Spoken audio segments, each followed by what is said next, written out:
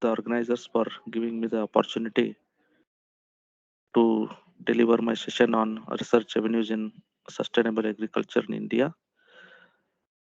As it is the short-term training program, I would like to start the session with some basics also. So most of the faculty are aware of some concepts. Then I will take the participants through the data sets where the data set is available for research, particularly in agriculture and other allied computer science applications. So this is the overview of my presentation. I'll give brief introduction to machine learning because these machine learning algorithms are used in most of the research what I have carried out, and most of the research are expecting the use of machine learning and AI. And at the end, I will show some research areas, applications, and open issues and standard data sets for the different types of research that the computer science engineers are interested. So where they can focus their research in which particular area. I will just show some sample data sets. Yes, you know that machine learning. So we have seen this machine learning as a buzzword from many years, and why this has become most important because there is a high amount of data production by the applications using our social media or WhatsApp or Facebook or any other social media platforms. We are injecting lot of amount of data every day. So the increase of computation power in the past few years has also motivated the machine learning technology, and as a result we have witnessed most of the better and better machine learning algorithms development.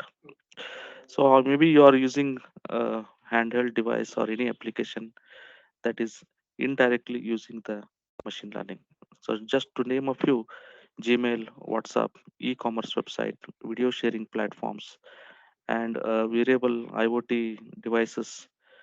Or all these are intelligent machine learning algorithm usage is there for all these applications. Maybe there is a Google Home intelligent home assistant that is also using the machine learning algorithms. So this is the history of machine learning. So in 1950s we had early artificial intelligence excitement, and in 1980s this machine learning began to flourish. Okay, and today after 2010 we call this machine learning as deep learning breakthroughs which drive the artificial intelligence, and as a result AI is booming. So what is machine learning? So learning is any process by which a system improves performance from experience, as quoted by Herbert Simon. But the machine learning came from the branch of artificial intelligence. So it is concerned with the design and development of algorithms that allow computers to evolve behaviors based on empirical data. So this was uh, defined by Tom Mitchell, and this is the study of algorithms that improves the performance P at some task T with experience C. So that according to the Tom Mitchell, that is you have to learn by past experience. So a well-defined machine learning task is given by this tuple, that is performance, task, and experience.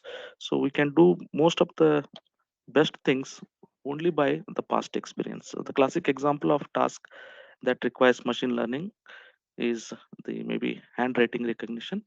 So it is very hard to say what makes a two. The different people have different style of writing, but once we train the machine learning with a particular pattern or with a particular shape, by extracting the different features of that particular image, we can train the machine learning, and then it will identify that given shape or given digit can be identified. So how does machine learning work? Just to give brief introduction, machine learning algorithm is trained before using it, using the training data set. And using the training data set, we create a model. And when new input data is introduced to the trained algorithm, it makes a prediction on the basis of a model. The prediction is evaluated for accuracy, and if the accuracy is acceptable, the ML algorithm is deployed. Or if the accuracy is not acceptable, the ML algorithm is trained again and again. So there is a feedback, there is a closed loop. So with the help of continuous feedback and optimization, we can improve the prediction or classification accuracy. Okay, this slide gives the difference between the traditional programming and the machine learning. So in the traditional programming, there is a computer. You will give the data along with the program. So program with the input is given, and the output is given by the computer. But in case of machine learning, you have the rough idea of the output. So what is expected along with the data, if you give the output, the program can be generated. So that is, the machine learning application will take the training data, the model is ready, and then we train the algorithm according to the requirements. And when it sees the new input data, it will try to map that input to the existing patterns that it has come across. Accordingly, it will do the prediction or the classification. So if the prediction is not accurate or is not satisfactory, then it is again sent for training the algorithm. So once the optimization is complete, the trained algorithm starts working to our satisfaction. So there are three types of machine learning, as you are aware, that is supervised, unsupervised, and reinforcement. And we know that supervised is the one where you can consider the learning is guided by a teacher. So we call them as the labels attached to the data set. That is, we have a data set which acts as a teacher, and its role is to train the model or the machine. So once the model gets trained, it can start making a prediction or classification or decision when new data is seen by it. Okay, this is the simple block diagram of the supervised learning. That is, there is a input raw data, which is very difficult to identify the pattern or anything. Nothing can be made out of that such a huge raw data. But using the supervised method and continuous training, there can be some segregation of the data. So as a result, you will see at the output side some usefulness from the data. So this supervised learning is having the goal to approximate the mapping function so well that when you have new input, that you can predict the output variables. Okay, so this kind of supervised learning is used in many applications to classify or to segregate the emails as spam or not spam. Okay, and once it is trained, we can test our model by testing it with some test new mails and checking the model whether it is going to predict the right output or not. So this is the example which is used by the supervised learning method. So it enables the machine to be trained to classify the observations into two classes. This is the intention here is to understand the number of classes and how the segregation of the classes takes place. That is, final output is not spam or spam. So you will give the new mail, automatically it will categorize. So again, in supervised learning, we have two main tasks, that is classification and regression. So classification problem is when the output variable is a category such as red or blue or disease or healthy. Okay, suppose if you want to do some research on medical image processing, you will input the uh, MRI image or any CT scan image. Out of that, whether the particular image is healthy or diseased one. If you want to do broader classification, then this supervised learning is the best approach. So there is something called as regression. A regression problem is when the output variable is real value. So it will classify, it will predict according to some real values. So depending on the applications, you can use this regression also. And unsupervised supervised learning is the model that learns through observation and finds structures in the data. Once the model is given a data set without any labels which are pre-attached, it automatically finds patterns and relationships in the data set by creating the clusters. Okay, so we present some images of apples or bananas or mangoes to the particular model. Then that model is going to identify and understand some patterns and relationships in the given images. It creates the clusters and divides the data set into those clusters, but there is no pre-attached label. There is no teacher. Now if a new data is fed to the model, it adds that particular new sample to one of the created clusters. So this is the simple block diagram of the unsupervised learning. So there is the interpretation from the input raw data, and the algorithm is given, and it is completely trained and processed to give the useful patterns. So unsupervised learning can also be applied to many applications. So this example will tell you how to identify ducks and not ducks, or many image processing applications and many applications in the cyber security or for any domain for that matter. So the unsupervised learning will have two different tasks, basically clustering and association. A clustering problem is given where you want to discover the inherent groupings in the data, such as grouping customers by purchasing behavior, grouping customers by their height or weight or something like that. So association rule learning is also problem where you want to discover rules that describe large portions of your data. Okay, that is such as the people who buy product X also tend to buy product Y. So it is market basket analysis kind of problems you have come across. So the third one is reinforcement learning, and reinforcement learning algorithm uses basically an agent. That is, agent learns by interacting with its environment, and the agent receives rewards by performing correctly, and if it doesn't perform correctly it will get penalties. Agent learns without intervention from a human by maximizing its reward and minimizing its penalty. So it is a type of dynamic programming that trains algorithms using a system of reward or punishment. This is the example. This is the overview of reinforcement learning. There is an environment, there is a reward, there is a penalty. Okay, the agent is trying to learn and is going to perform either correctly or incorrectly, and accordingly the awards and the penalties are given.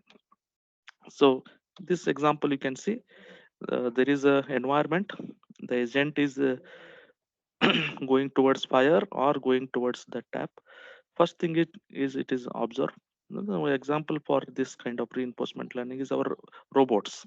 Okay, the second thing is select action policy, that is which action it is going to use, and the third one is action.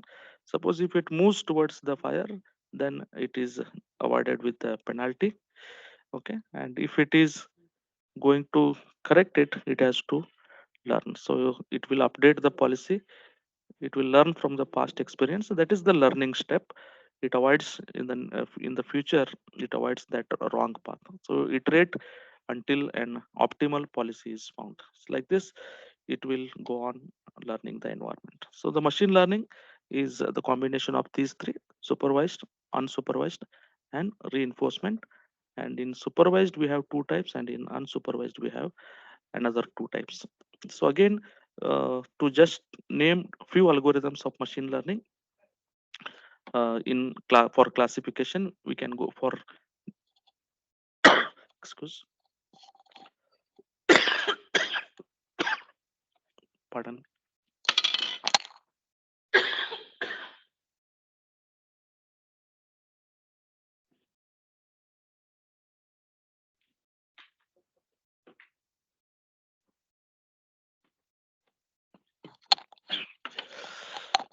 Sir, am I audible?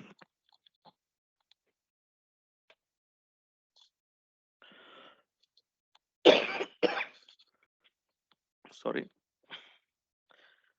Sir, am I audible?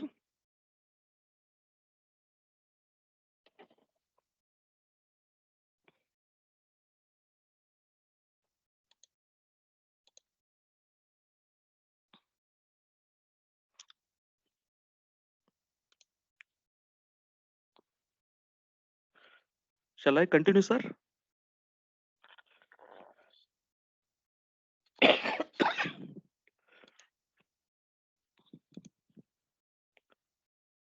Yeah. So the machine learning process has got totally 7 steps. That is from gathering the data, preparing that data, choosing a model, training, evaluation, hyperparameter tuning, and the prediction. So the 7 steps of machine learning include the data collection, that is quantity and quality of the data what you are going to use in your research should dictate how accurate our model is. So the outcome of this step is generally a representation of data which we will use for training, and using pre-collected data by way of data set from Kaggle or UCI. Here now I'm going to show in further slides what are the different standard data sets that are available in Kaggle, UCI, etc. Still, it fits into this step. The second step is the data preparation.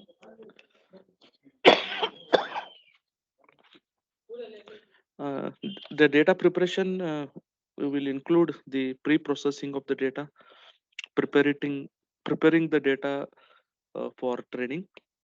Pre-processing may be assuming the missing data or deleting the redundant data. That is called as pre-processing, and sometimes cleaning the data, that is removing duplicates, correcting errors, normalizing the values, data type conversions. So they all come under the cleaning of the data, randomizing the data, visualizing the data, splitting the data into training and evaluation sets is also very, very important. So what is the training set? Training set is the data set used to which is used to adjust the weights on the neural network. So generally around 60% of the samples is used for training the algorithm. And validation set, this set is used to minimize the overfitting and verifying the accuracy. Around 20% of the set we use for validating. And testing set, this data set is used only for testing the final solution in order to confirm the actual predictive power of the network. So there is something called k-fold cross validation. You might have come across this in data mining. So this approach means that data is divided into k equal pieces, and the learning process is repeated k times, with each pieces becoming the training set. So this process leads to less bias and more accuracy, uh, which is going to be more consuming. So this is how the data set is distributed as a training set and a testing set. So the training set and the testing set become the available data, and again the training set is divided into two types: training and validation.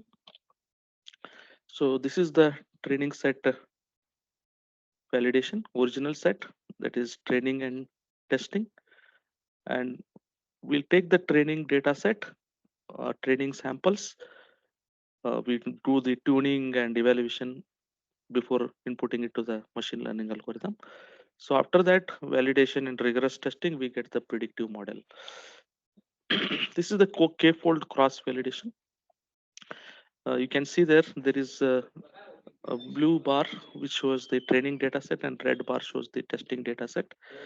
And we have total 5 runs, that is run 1, run 2, run 3, run 4, run 5.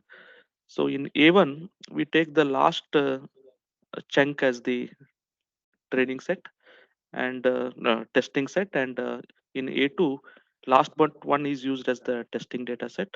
In A3 we have previous to that as this. So like that every chunk has gone undergone the testing. So like Like this, we do the k-fold cross validation, and average accuracy can be calculated with respect to this formula. So third step in the machine learning is choosing a model. Different algorithms are for different tasks. For classification, different algorithms are there. For clustering, different algorithms are there. For regression, different algorithms are there. Okay, and the fourth step is the training the model. The goal of training the model is to answer the question or make a prediction correctly. Okay, so what question we are going to answer is going to decide how we train the model, and each iteration of process is a training step. Evaluate the model is the fifth step, that is it uses some metric or combination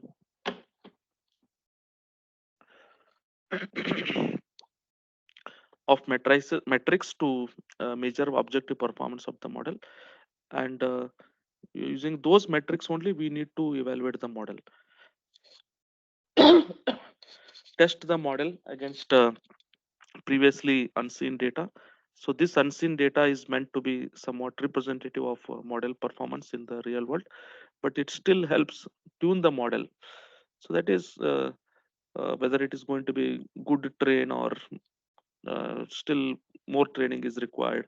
So that all is going to define, and accordingly the split of the training data set will take place. So after the evaluation, you feel that the machine learning algorithm is not trained perfectly, then you go on changing the split ratio, and you go on optimizing the performance of the particular algorithm. So after that, we come across parameter tuning. That is, this step refers to hyperparameter tuning, which is an art form as opposed to a science. That is, tune the model parameters for better performance. So simple model hyperparameters may be number of training steps, learning rate, initialization values, and distribution. So make predictions using further data set.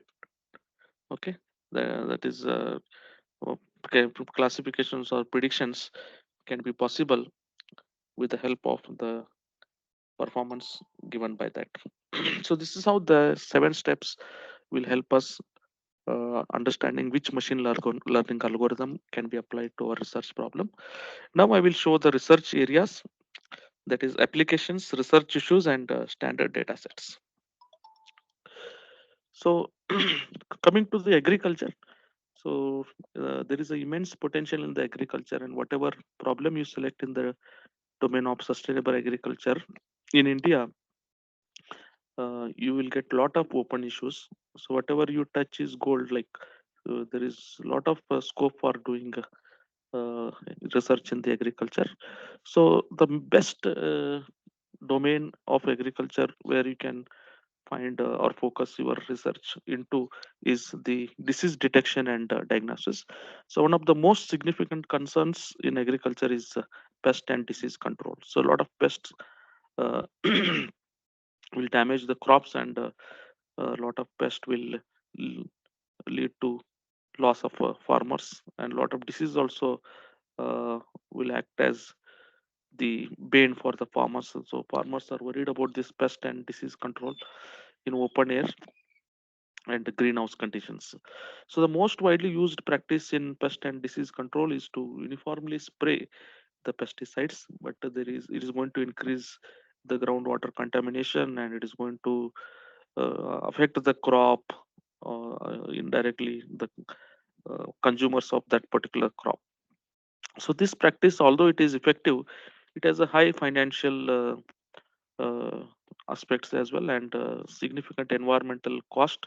So environmental impacts can be residues in the crop products, side effects on groundwater contamination, impacts on local wildlife and ecosystems. So in order to avoid these spray of the pest and disease pesticides, we can think of designing a machine learning algorithm. So ML is an integrated part of precision agriculture. It has become an integrated part of precision agriculture management, where agrochemicals input is targeted in terms of time and place. So here I have shown some of the leaves. That is, one is potato healthy, and the remaining two are the potato diseased leaves. One is affected with the early blight disease, and the other one is affected with the late blight disease. So once it is affected with early blight disease, there you can find the change in the color becomes yellowish, and you can find the change in the color there. It becomes it will have some brown color or black color patches on the leaves. You can easily compare with the healthy leaf. And the in the bottom row, I have shown some tomato leaves. The first one is the healthy tomato leaf, and the second one is bacterial spot. You can see some shape. You can see some color variation in the affected tomato leaves. So the third image shows tomato leaf mold disease. So in sustainable agriculture in India, we can think of yield prediction also. In addition to the disease control, we can think of yield prediction also. That is one of the areas, because ultimately yield prediction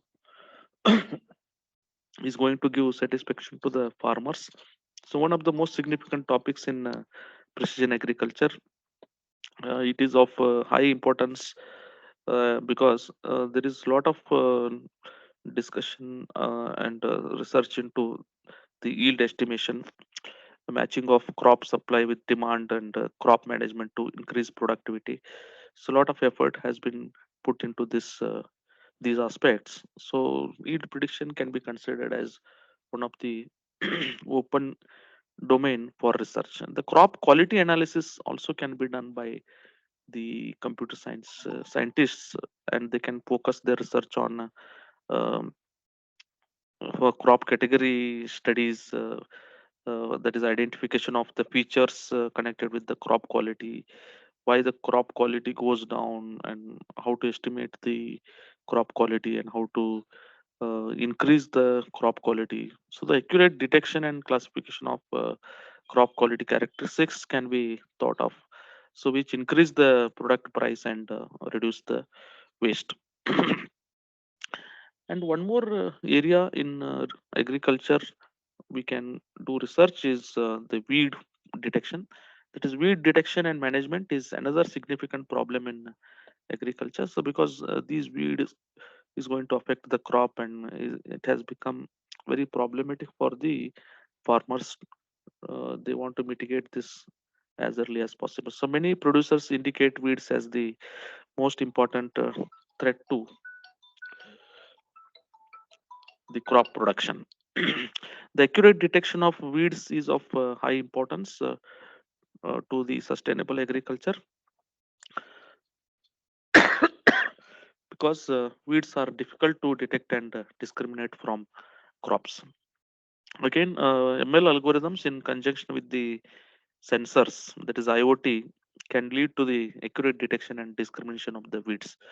So there will be a robot or some sensor that will automatically classify the crop as well as the weed. So with low cost and with no environmental issues and side effects. So ML for weed detection can enable the development of tools and robots to destroy weeds, which minimize the need for herbicides. So weed detection can also be thought of the research domain for focusing the research. So this image shows the actual crop and the weeds that are available in the fields. Okay. Then some people focus their research on species recognition. That is the subcategory of crop. Okay. The main goal of this domain is to automatically identify the crops and the plant species and classify them accordingly in order to avoid the use of human experts. So in absence of the human, without the human intervention, one can automatically identify and classify the plant species, as well as reduce the classification time.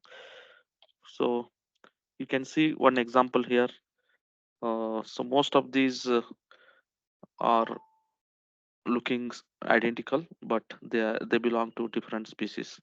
So you can see here, in the column A, in the column B, in column C, you have similar appearances, visual appearances. That is, you have a similar structure of the flowers, and similar colors, but they belong to. You can see, for example, these two. They look similar, but they belong to different species. So our machine learning algorithm, or our application with some IoT sensor, will be in a position to identify or classify these into the suitable species. Okay, so sustainable agriculture in India is going to include the agri commodity prices and trading information, weather data that affects the agriculture, and it is also going to consider the usage of land, and that is the statistics of usage of land per crop. Okay, how much land should be used for particular crop, and each crop acreage, or each crop yield information, or the inputs for the agriculture, or the pest and disease information for controlling the crops. Okay, so all these issues are the issues of sustainable agriculture in India. Retail and wholesale prices for all agri commodities fixed by APMC. Okay, so all factors and sources that affect agriculture and agri commodity prices will come under the sustainable agriculture in India. So I will now show the data set. The first data set is V2 plant seedlings data set. That is a data set of 5,539 images. This data set is from Kaggle, and it is having 5,539 images of crop and weed seedlings belonging to 12 species. There are totally 12 species, and each class contains RGB images that show plants at different growth stages. So the images are in various sizes, and are in PNG format. So one can focus their research using these data set.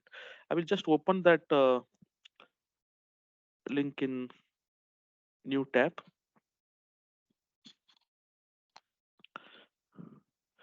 So you can see here. uh, this is from kaggle.com. Okay, so this data set size is 2 GB. Okay, and why it is important? It is important to detect weeds. Okay, there are around 309 files. They are into different formats. So there is a black grass, uh, 1.png, okay, 10.png. These are the file names. So basically this will help for the researchers who are interested in crop and weed seedlings at different growth stages, if they want to do their research on crop and weed seedlings. Okay, so there is one more data set available for agriculture crop production in India. So that is going to describe the agriculture crops cultivation process or the production process in India from 2001 to 2014. So this data set consists of the records from 2001 to 2014. So that is agri crop production in India. So if you want to work on agriculture crop production in India, you can download this, and the size of this is 105 KB, 105 KB. This is from agriculture crop production India from 2001 to. So you have CSV files, that is data file 1, 2, 3, 4. Okay, so this data set has been standardized, and this data set is available. You can download these CSV files according to states. The data is available, and you can use this data set for your research, maybe for the prediction of the cultivation or classification of the cultivations. Okay, So the size of this is 105 KB. So again, this is also from Kaggle.com, and some researchers have collected these CSV files and kept it as standard data set for others.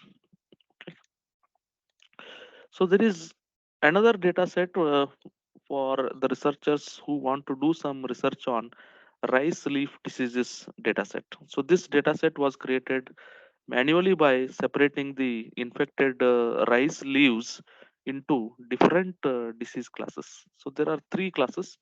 Okay, bacterial blight, bacterial leaf blight, bacterial brown spot, and leaf smut. So these three disease classes will be classified according to the machine learning algorithm chosen for this particular study. So this each disease data set is having around 40 images. We have 40 images of bacterial blight, and we have 40 images of brown spot and leaf smut. Okay, so I will show this data set.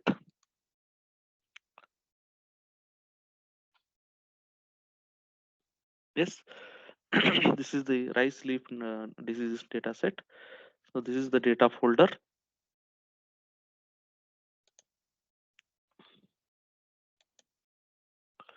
This is the data folder, that is data set characteristics are multivariate, attribute characters are integers. Okay, so this is the data set information. So this data set was created manually by separating the infected leaves into different disease classes. So the people had consulted or contacted the farmers and had taken their opinions. They provided the names of diseases in their native language. Farmers had provided names in their native languages in Gujarat, and according in consultation with the farmers, the scientist or the author has prepared this data set, and this data set was used for detection and classification of rice plant diseases. So as part of this work, the activities were carried out, how to extract various image features, which image processing operations can provide needed information, and image features which image features can provide substantial input for classification. Okay, that type of survey was done, and that survey work is available in IEEE conference paper also.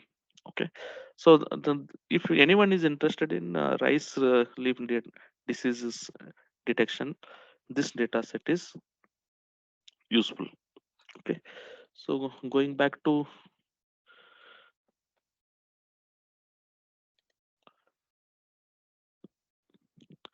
uh, yeah, after this rice leaf disease data set, we have uh, one simple example of computer science application, that is facial recognition. So that's all about the agriculture data set. So I have shown the data set about the V2 plant seedlings, and V2 plant seedlings data set is for the understanding of the different species, and I have shown the agriculture crop production in India, which describes the agriculture crop cultivation or production process. So rice leaf disease data set is again useful. One more application which is apart from agriculture. So if anyone is interested in doing or focusing their research in the facial recognition, I will just give some brief information about this. That is, facial recognition is a process of identifying and locating human faces on an image. So why this facial recognition is difficult? It is difficult because of varying pose. Frontal or 45-degree view is available. Profile or upside down facial expression are given. And facial recognition is difficult because of the presence or absence of some structural components like beards, mustaches, and glasses. And facial expressions will vary from person to person. That is, face appearance is directly affected by a person's facial expression, and you may have some occlusions, that is, faces may be partially occluded or fully occluded by other objects. And it is difficult because of the in plane rotation, that is orientation. Face appearance directly vary for different rotations about the camera's axis, and it is difficult because of some lighting conditions, that is spectra, source distribution, or intensity of light, shadow. Okay, and because of some of the camera characteristics, that is sensor response, gain control, lenses resolution, etc. This is also one of the research avenue in computer science, but it is not with respect to the agriculture. So you can think of this facial recognition uh, research, which is very useful or applied in security, healthcare, marketing, and payments. And you can concentrate mainly on the illumination part. You can go in depth and do the research in on illumination part, and for that also you will get the data set, and you can concentrate on pose. So the pose variations may be there. So with the different pose variations, how you can detect the face, and with different occluded images, with different resolution cameras, aging, expressions, how you will be able to find the face recognition. Okay, this facial recognition data sets are also available. So in the first site, that is from UMass, you have around 13,000 images of faces collected from the web, labeled with the name of the person pictured. Okay, so you have labeled the faces according to the scenario. Okay, and a few images of several different people are also available in NYU. I will just show the UMass data set.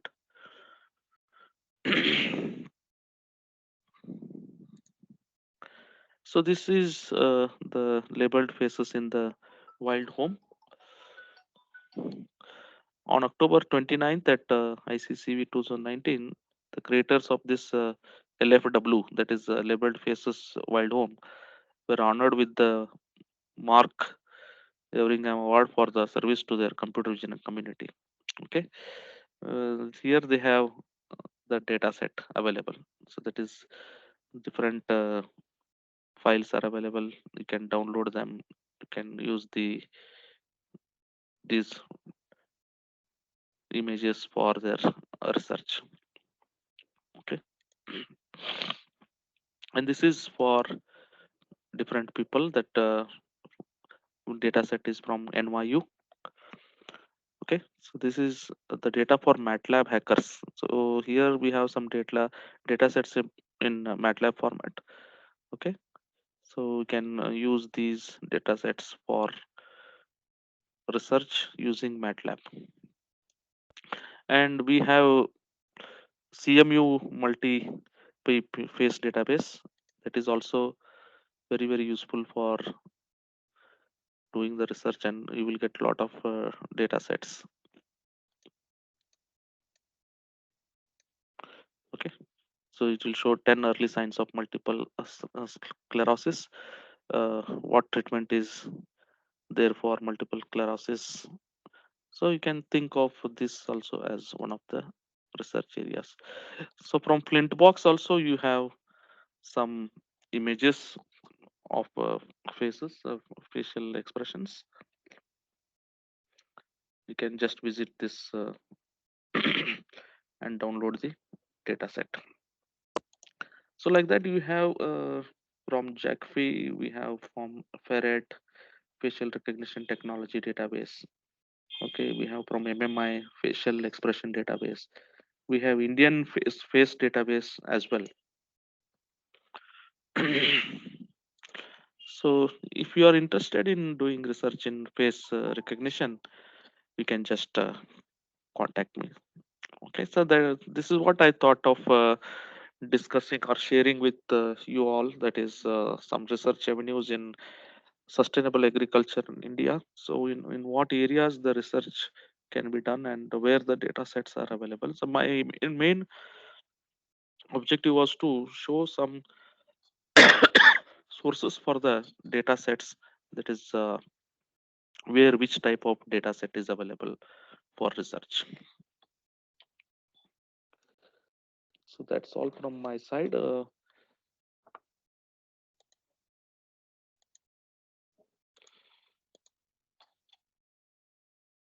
Yes, Ajita ma'am.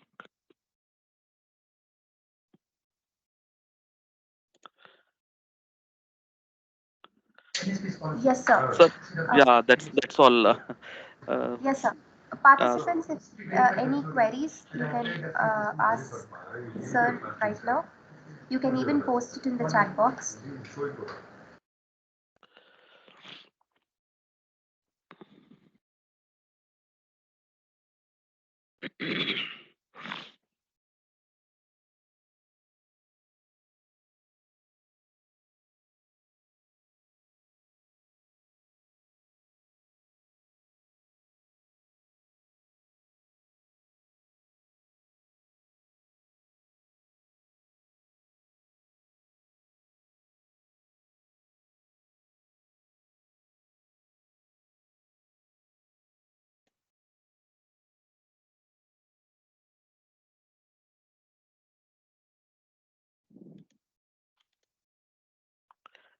yes, Ajita madam.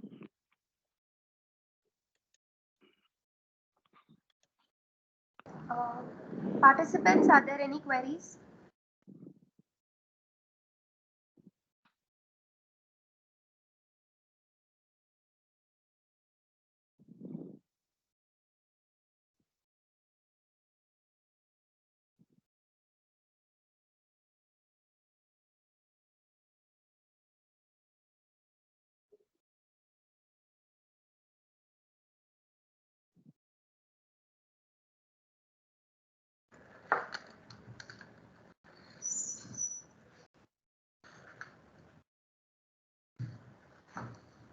Sir, good afternoon. Dr. Manjunath here. Good afternoon, sir. Good afternoon. Sir, regarding plant disease recognition, Hmm. will there be any one unique program or how is it, sir?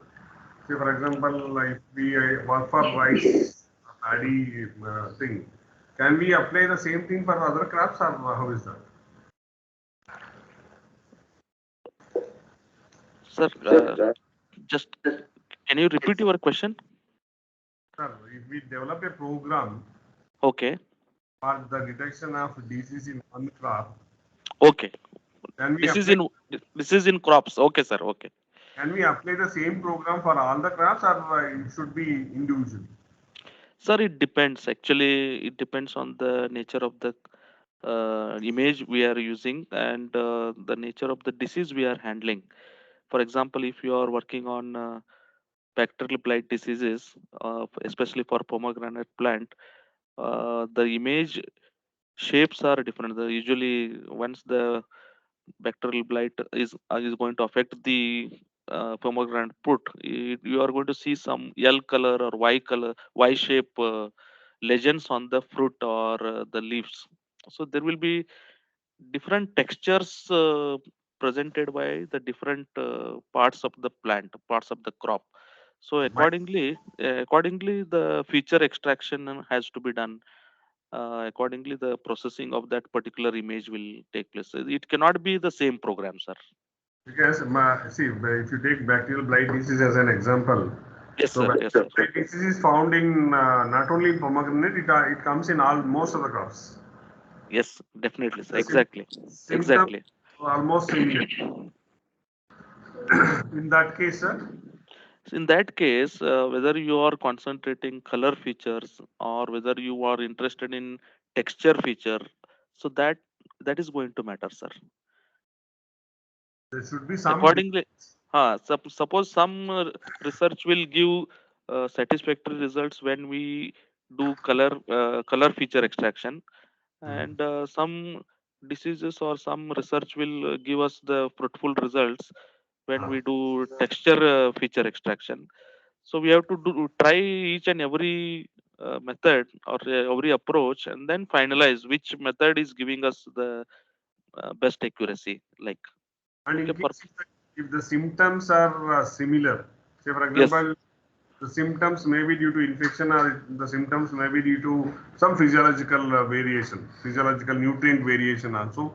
Say, for example, if you take leaf blight disease, leaf blight or necrosis may occur due to infection as well as deficiency of certain nutrients as well.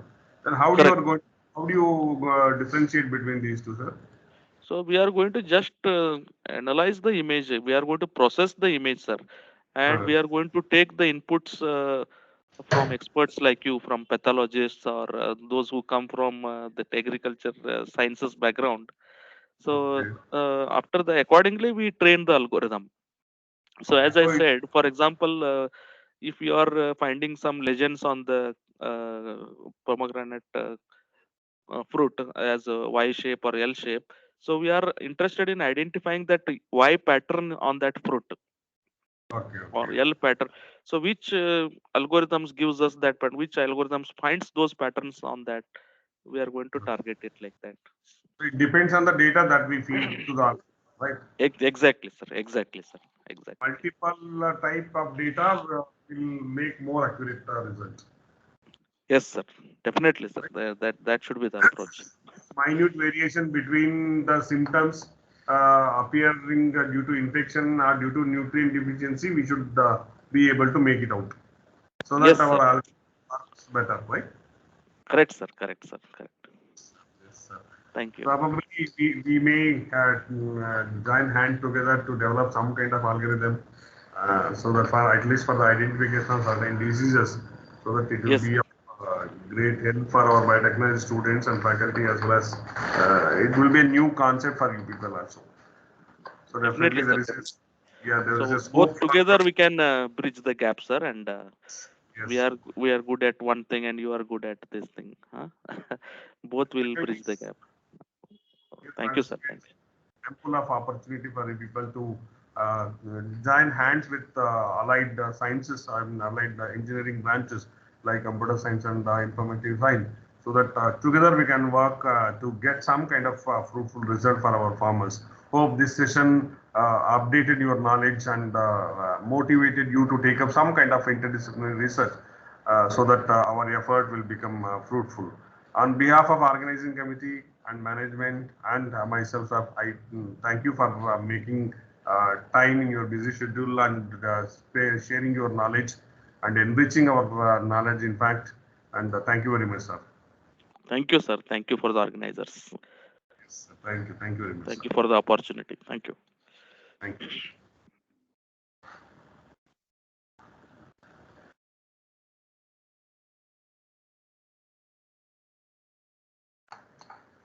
Participants, have shared the feedback link in the chat box. Kindly fill the feedback form. We are ending the session here for today. Tomorrow the session will start at 9:30. Use the same link. We will meet tomorrow. Thank you so much.